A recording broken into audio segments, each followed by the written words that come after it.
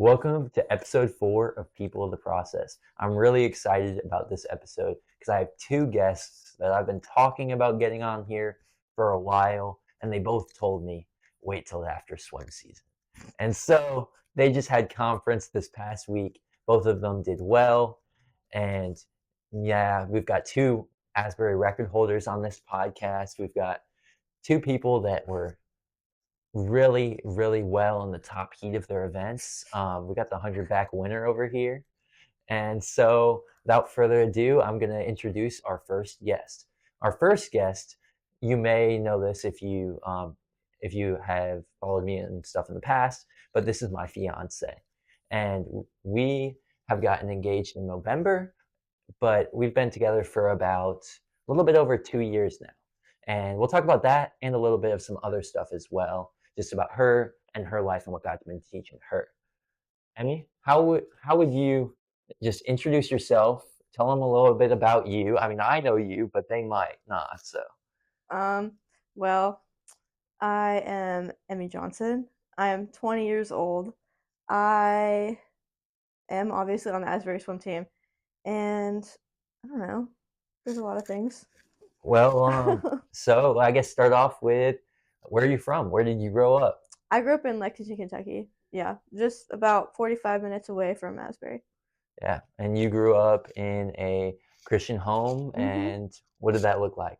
It was really, really great. My dad is one of the a pastor at Southland, and my mom is a music teacher right now at a Christian school at Lexington Christian, where I went to from preschool all the way to senior year of high school. So 15 years of my life I spent at LCA, which is a very long time.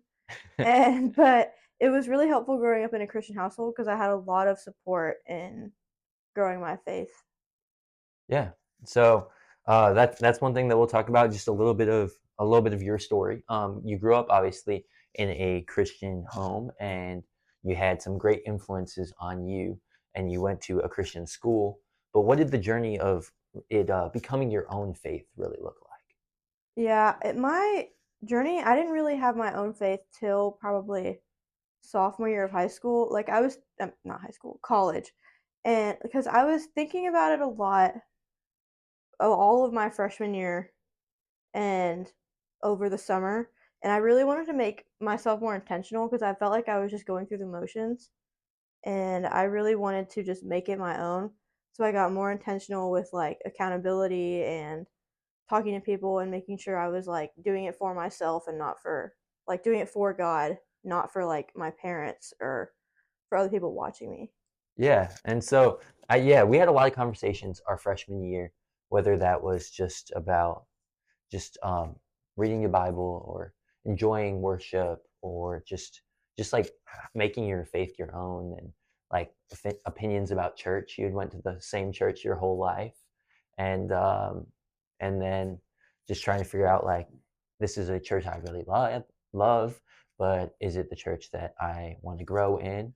And that was one thing that together we went our freshman year. We went to your home church a lot, and then we had to make a decision where it was like, is this the place that we both want to grow?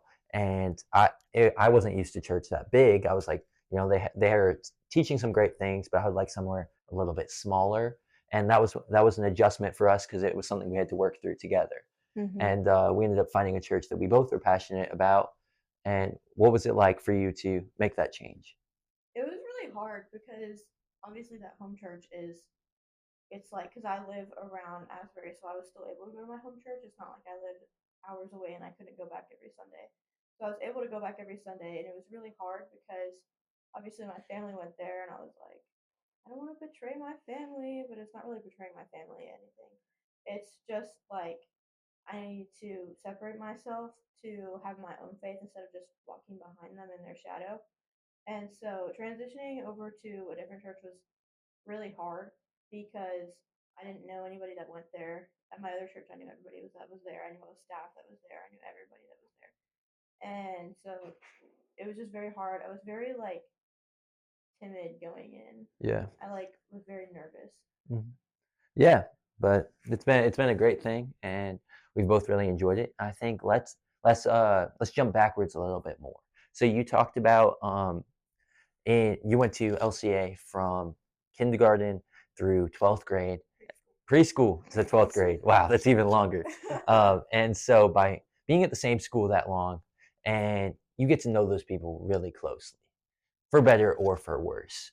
And so you somehow managed to not date anyone from your school in high school. So didn't come out with any high school relationship trauma. So that's a W in itself.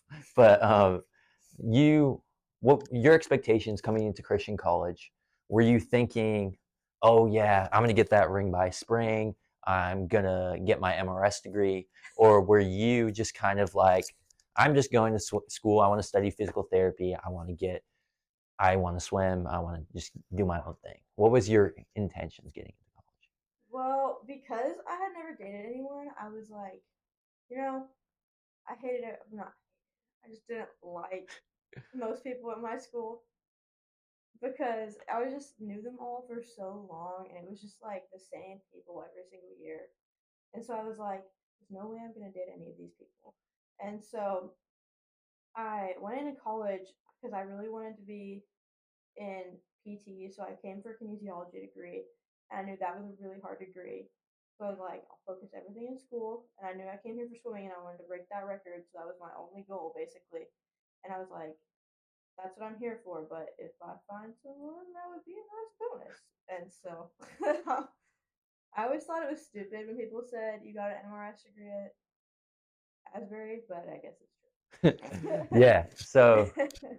yeah, so I think like it was definitely not something that like was intentionally plotted out, but it was just you were just like, if God lets it happen, it's gonna happen.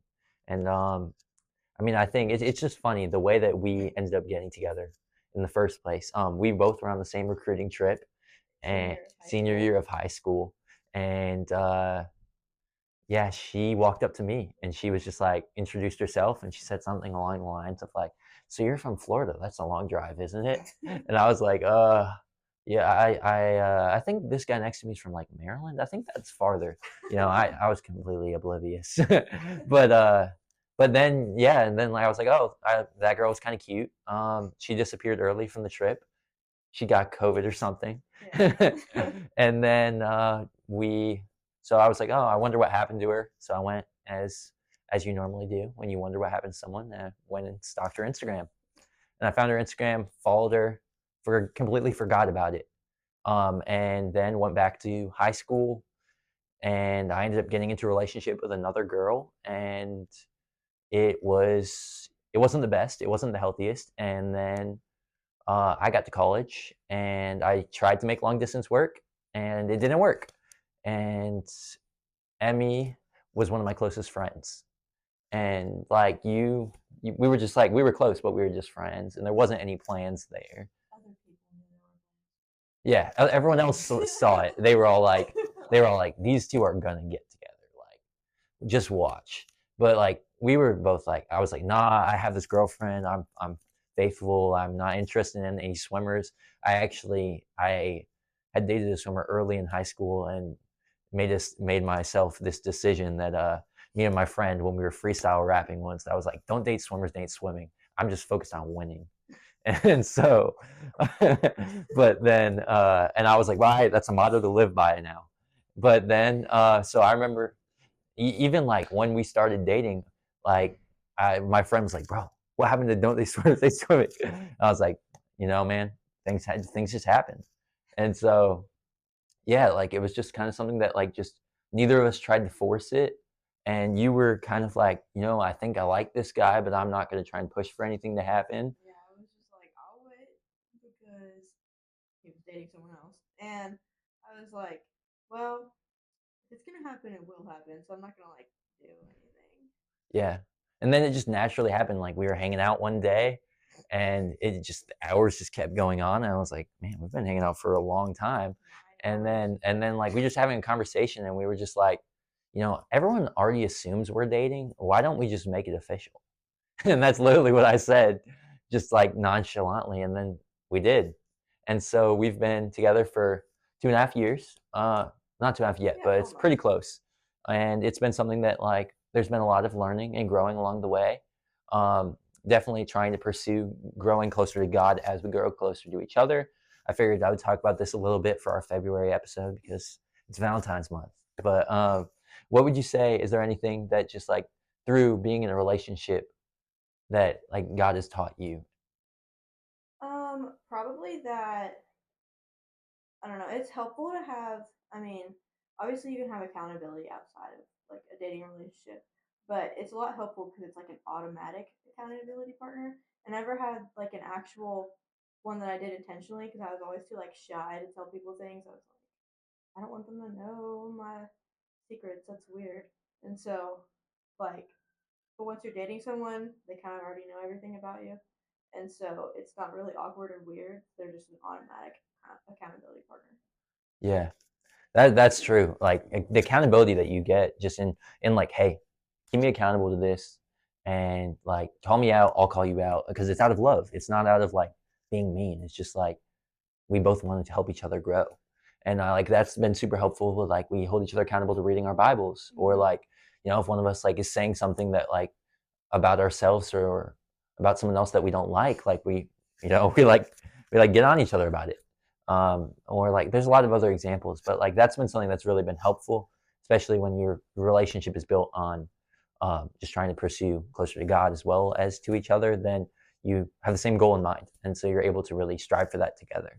And yeah, I'd say that would be a big thing. And another thing that I think has like been a big part of figuring out in our relationship and just growing and like processing together has been that your anxiety. So Mm-hmm. our like this like beginning of our sophomore year, you were really struggling. You'd had anxiety before that, but it had gotten really bad. And we were just trying. I was like, God, I don't know how to support her. Like I'm trying my best. Like, but I like don't feel like I'm able to do enough. And you were really struggling. And then you ended up getting on medication, Mm-hmm. and that was something that at first I was kind of like, I don't know how I feel about this. Like like is that cheating? Like from a faith based standpoint, you know what I mean? Like that we're supposed to give our anxieties to him. Like is this like going to something else? But then we had a lot of conversations about it, and you want to explain like what we came up Yeah. with? The main like reason I was like this isn't cheating is because obviously God gave those people the knowledge to create stuff like that, and if He didn't give it to them, then it shouldn't be used, Yeah, it's a and blessing. it can help. It's not meant to be relied on, but it can help a lot. Because It has. yeah, I would have a lot of panic attacks, and I haven't had one in a while. Yeah.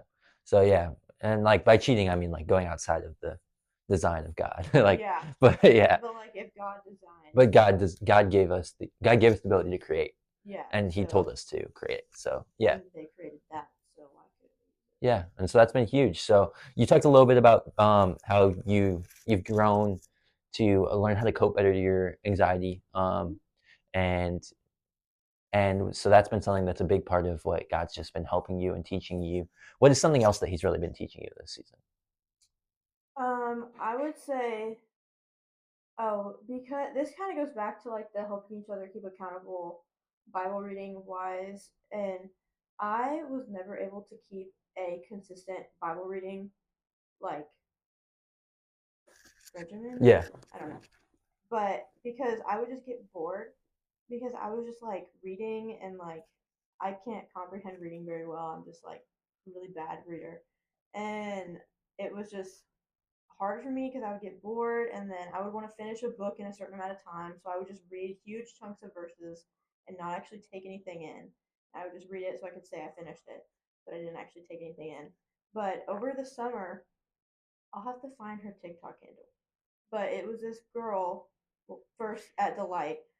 Either there's two other leaders there at Delight who both had Bibles filled to the brim with paper, like shoved with notes. And I was like, oh my gosh, I want my Bible to look like that. I want to be so intentional that my Bible is bursting at the seams with paper.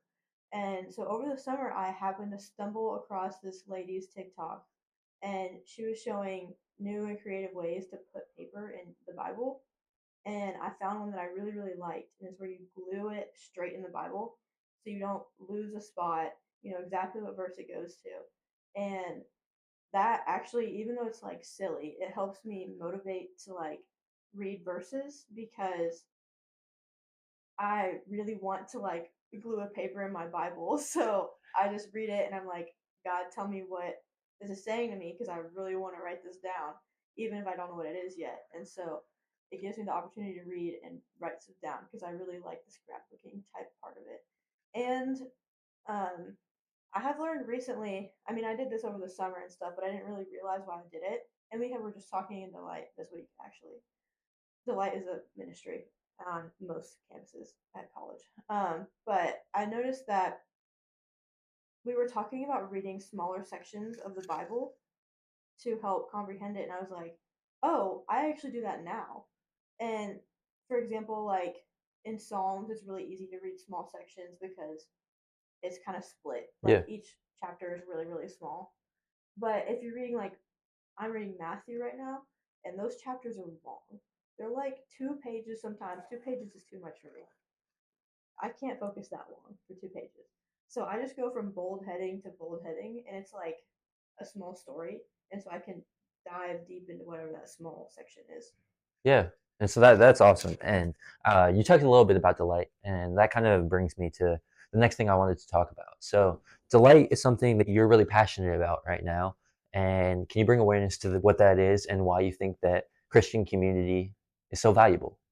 Yeah, freshman year of college, I was really lacking community. I was like kind of just keeping to myself, Just hanging the out with swim my team. yeah, just this one team, just my roommate, just you, Yeah. which we're also both on the swim team, so I just kept the swim team. And so I was like, I really need something outside of just the swim team because this is getting a lot, guys. And so I decided to do that over, like, to think about it more, process it more over the summer. And so when I came back the fall semester of my sophomore year, I saw this, like, thing. Oh, I was an FYE leader, and that's what it was. Yeah. First year experience. As a sophomore, you help people who are coming in as freshmen or transfers. That year is their first year and help them like transition into the school.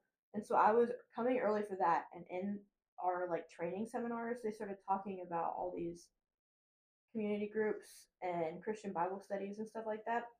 And one of them was Delight, and I was like, I've never heard of that. I told you about it freshman Well, I year. don't remember that. And so I was like, I've never heard of that. I think that's actually really cool. So I looked more into it, and I went pretty regularly. Not first semester. I didn't go super regularly first semester. Bio's hard, guys. And then I went pretty regularly second semester after I started figuring out how to do stuff. And then I actually applied for 2 leadership positions at the end of that spring semester. And I was like, I really want these. This would be awesome. Within the same day, I found that I got rejected for both of them.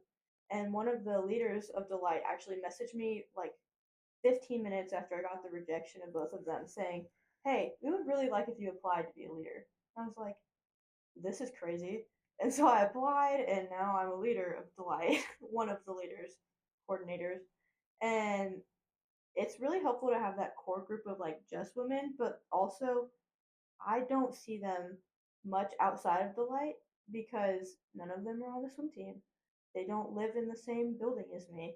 I can see them just in Delight or like about out and about and hang out just because we know that we're in the same Delight group together and we can talk to each other about just that. We don't have to talk about Yeah. swimming and stuff. Yeah, and it's helped you to be intentional about like getting to know and pour into some younger girls who you wouldn't interact with otherwise too. So you're getting kind of like mentored by some of these older like girls a little bit, and they're pouring into you and encouraging you, and then you're encouraging these other people, and that's awesome, and that's super. That's like how community is meant to be. Um, and then that my other thing I want to know. So you've talked about something you're excited about, which is where you are right now. You've talked about what you've learned, which is where you were before. Let's shift focus to where are you going? What's another area that you feel like you're aware like God still needs to grow me in this area? What do I need to grow Yeah, I would definitely say that it has been brought to my attention this whole year so far that I have a really hard time dealing with someone who thinks they're right but isn't, and I know that they're not, like factually, not just like my opinion. Yeah. Like I know that it's wrong, and I have a really hard time like not lashing out and being like, "Hey, I know you're wrong, and this is why," and I'm gonna be like a teacher punishing you because like I know this is right, and I have a really hard time dealing with people like that because I want everybody to be like set to the same standard, if that makes sense. Yeah, yeah, just to be patient and to Mm-hmm. not to know when to correct and when it's not your place or you don't have the relational capital to do that in a loving way. I think that's something that's a really hard lesson to learn. I mean, I've struggled with that at times too. I mean, as you know, Yes. I controlling my mouth at different points has been a big issue, and I kind of can be a know-it-all at times. But something that God's definitely been working on in me as well. And yeah, that's like great that you're aware of that and you're trying to grow and you're looking to open your hands to God to like, hey, help me with this. Um, Talking about opening your hands to God, just one thing I like to do when I finish off is an episode or a section of an episode, if I have two people like this one, is I like to ask them, what can I be praying for you in this season? I actually don't know. I forgot. I would just say, honestly, the biggest worry right now is school. Yeah, It has been so difficult this yeah, semester. yeah. School, definitely. So I'll pray for just balancing school, finishing out the semester. Yep. Yeah, And that planning a wedding. and planning a wedding. Yeah, we're meeting with a wedding planner tomorrow to start looking at venues. So it's the stressful season begins. Yeah. So all right, I'll pray for you real quick. All right. Dear Lord, I just want to thank you for Emmy and just the person that she is, the person that she's helped me to grow to become, and how you've helped us to really just chase after you, Lord, and to not only come closer to each other, but to push each other towards you. And I just pray that in this season where she feels busy, where she feels stressed about school, where she worries about if she's not doing enough, or if it's going to be, if it's going to like hurt her chances of getting into a grad school, that to just trust that wherever we're supposed to go, you're going to lead us. You're going to open the doors that are supposed to open, and that if we're walking in obedience, then you're going to take care of us. And so just help give her trust in that. Help her to just have the focus and the energy to faithfully steward her academics, and also that wedding planning doesn't get too crazy, and that things just work out and well, and just are enjoyable and not too stressful, and that nobody becomes a bridezilla or a momzilla in the process. Uh, and I just I want to thank you for that, and I pray for anyone that might have related to her story about just trying to figure out what helps you find motivation in reading the Bible, or struggling like you're where you don't have good community but you need to. That you will just encourage them through this, and that it will reach the right audience that they can just process and think about these things. In your name, Amen. Well, I just want to say thank you. Thank you for just joining me on the podcast. It was really fun and glad to have you, and for them to see a little more of our story. So, yeah, thank you. The second guest that I have on the podcast is also a swimmer. And one of the cool things about this is that I don't know if I've ever told him this actually, but he was a transfer, and in the semester before he was getting there, and in the summer before that, I was kind of discouraged, and I was feeling like I don't really feel like there's another guy who's seriously pursuing his faith on this team, and I felt kind of alone. And I was like, and I felt a lot of pressure because I felt like I needed to be this Christian example for some of the other guys, but I struggled to connect with them. And I was like, I feel this responsibility, but I also don't feel like I'm the person who can adequately fill it. And I felt pressure from myself and others in that area. And then I was really praying, like, God, send someone else who can help with this. Send someone who really can reach these guys, someone um, who can encourage me in the process as well. And then, well, Owen showed up, and so it was just something that, like, it was a really answered prayer. And obviously, he's still there making an impact on the swim team, and I'm not. kind of transitioned that over to him, and he does it far better than I ever could. So thank you, Owen. I'm really glad you transferred. Yeah, man. Yeah. So tell them a little bit about yourself. Yeah, man. So my name's Owen. Um, I'm originally from Chattanooga, Tennessee. Still live there. I'm a junior here, um, studying and pursuing a Bachelor of Arts in psychology right now. And yeah, I've been serving as captain of the swim team for this past semester, for this whole year, really. And yeah, man, been here for like a year and a half now. Um, Spent a year and a half here and a year and a half at my old college, so I'm about half and half right now. But yeah, man, happy to be here. Yeah. So let's talk a little bit about that. You've spent time at both a Christian university and a secular one, two very far ends of the spectrum, examples in both. Talk a little bit about like how has that affected your faith journey, and like what is like both seasons really taught you about growing closer to God, and your ability to witness in both situations. Yeah. Yeah. Um, so I originally um, went to Emory and Henry University. It's a small Division II college in super southern Virginia, so near Bristol, Tennessee. But yeah, so I went there solely for swimming. That was it. I had some family history there. My great grandparents and my grandparents both went there. Um, and my great granddad was actually a Methodist pastor there. So technically speaking, it was a Methodist university, but the culture on campus and yeah, the entire culture was just not living the faith out very well. And because of that, I didn't really live my faith out really Yeah. well. And I found myself um, struggling to be a light on my team. I was really following. I wasn't really good at leading at the time. Um, and yeah, I found myself very spiritually depleted, which is initially why I started to think about transferring. Because, as a lot of the people watching this probably know, I grew up in a Christian family. Um, I'm one of five siblings, and our parents were great about raising us in the faith. And I just had stumbled away from that. And so when I transferred, um, I decided to transfer halfway through last year because my sister reached out to me and was like, "Hey, you should come visit. You should come see what it's all about here and see if this is a place for you." So I came, visited, and knew instantly, whoa, like this is a place that's gonna help me grow my faith. And so I made that hard decision halfway through the year, not knowing anybody except for my sister.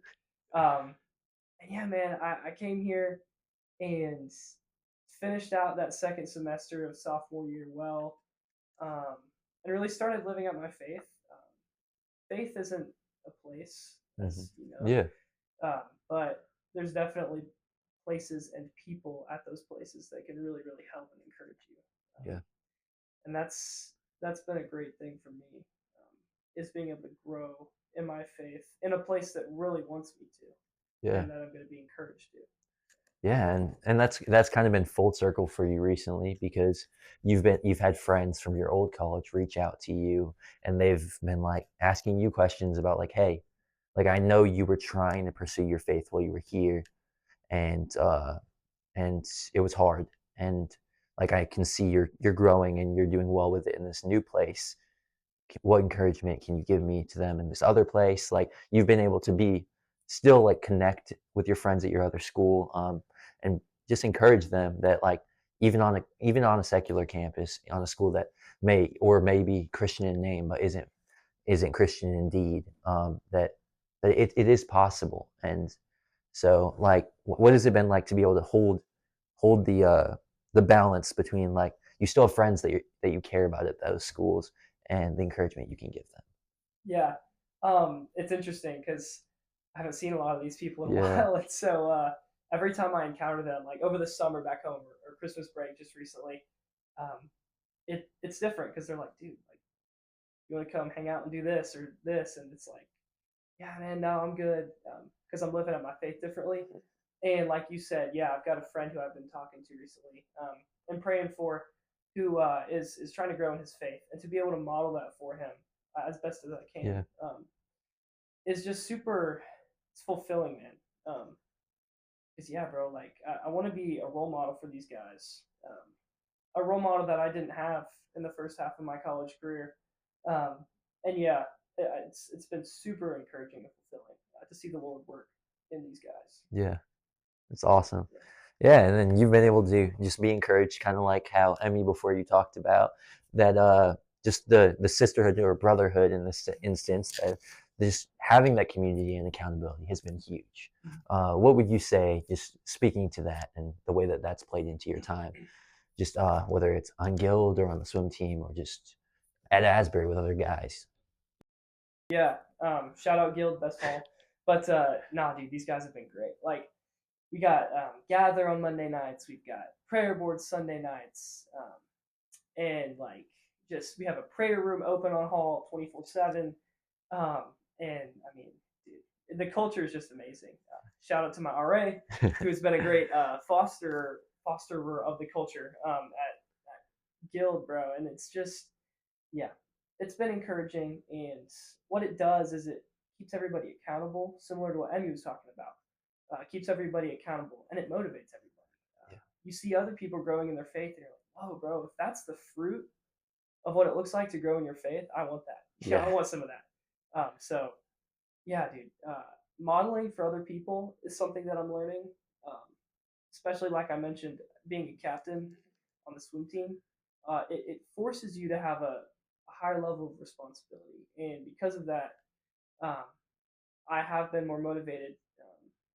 Not only because of my higher responsibility rule, but because of yeah, the fruit that it's going to bring to these other guys, dude. Like being able to share the gospel with them, even if they already know, but just being able to live out that faith is super cool. yeah, yeah. So I always say that like when you're in more positions of more responsibility, the more you're doing, the more you're gonna learn. Because just like it's getting reps in. Like that's really Yeah. what it is. You're constantly having to practice out what you believe and live it. What has just been something through all of that that God's really just been teaching you in this season? Yeah. I feel like the biggest thing that God's been teaching me recently um, comes out of Romans chapter 8, and that's living by the Spirit and knowing that I'm an heir with Christ and trying to see what that means for my future. And it talks about God fulfilling the old law through his son, Jesus Christ. And because of that, we are called to withstand the desires of the flesh and or not withstand but combat the Yeah. desires of the flesh and be able to withstand them, I Hmm. should say. um, Similar to what it says in Galatians 5:13, for brothers you have been called to walk by Yeah. or you know Yeah. you can cut this part out. He's going to cut this part out. Not gonna For cut brothers this you were out. called to freedom, only do not Yeah. use your freedom to gratify the desires of the flesh, but through love serve one another. Yeah. Lost the verse Yeah. but yeah, dude, um, just learning to live out my faith in a way that I haven't before, um, and like consciously thinking about it, not just oh, I gotta say Bible verses to people or not because I can't remember them, but just actually living it out and actually embracing the love of Christ. So Yeah. Yeah. So that's good. Like just the actively trying to live it out, trying to pursue righteousness, um, being aware that like, man, I'm a lot less righteous than I want to be, but every day I'm gonna try and pursue it a little bit more. It reminds me of in the last episode, Andrew talked about a very similar thing, just talking about like just that desire for righteousness. And when we talk about righteousness, we're all aware that there's certain areas we feel like we have some shortcomings, where we're struggling, where we want to get better, where we're like, I know that God still needs to mature me and grow me. And what would you say something that like you're like, God, I need to grow here?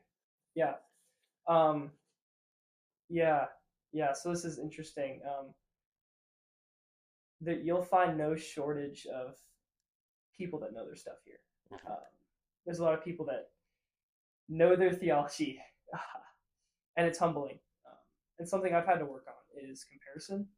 Yeah. Um, comparison is the thief of joy, and because of that, I've lost a little bit of the legitimacy of my faith at times because I'm so worried about memorizing a Bible verse or something like I can't remember, or or maybe not knowing as much just about the Bible and the history of it, and being insecure in that.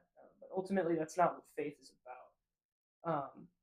While it is good to know things, that isn't everything. Yeah. The relationship with God is the core. Yeah. And um, I have been learning more about the Bible, and it's great to have guys around me to teach me that. But yeah, I have struggled with a sense of insecurity because maybe I don't know as much, and it comes out of a place of pride, wanting to know a lot, um, Yeah. which is tough. Um, but yeah, it's been something that God's growing me in, and really working on. So Yeah, and I want to encourage you, dude. Like the fact that you are reciting these verses, you are getting them out there. Like you might stumble a little bit, but dude, like, dude, I'm not ashamed to admit it. I need to get better about memorizing scripture myself. It's definitely a weak area for me as an individual.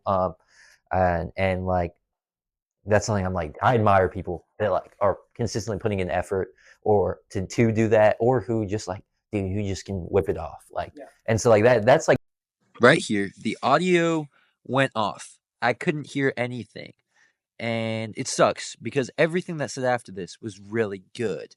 I think the mic died. I'm still figuring out what it was, but you're going to hear the conversation. We're going to have a part 2 of this, but I'll give you a little heads up of some of the great stuff we talked about. We talked about how similar to how he talked about struggling with comparison, that there has been times in my life where I felt that too. And I encouraged him that when we try to be like someone else, we can't be our best self and the self that we're designed to be. I also asked him what advice would he give to a younger believer who has similar story and struggles to him. And he had a great answer. And it was something that I'm sure you're going to hear again because we're going to do part 2. I just want to reiterate that. And then I prayed for him and we wrapped that show up. But it's not wrapped up for now. And you will get to hear part 2. If you aren't subscribed yet, I encourage you, please subscribe because then you can get notified when part 2 does drop. And if you already are, then share this with a friend because I want them to know about this too. I have some guests that I'm so excited that have had such great things to say. And together, we want to invite you to join us on this journey to figure out how to become a person of the process and to walk in that together.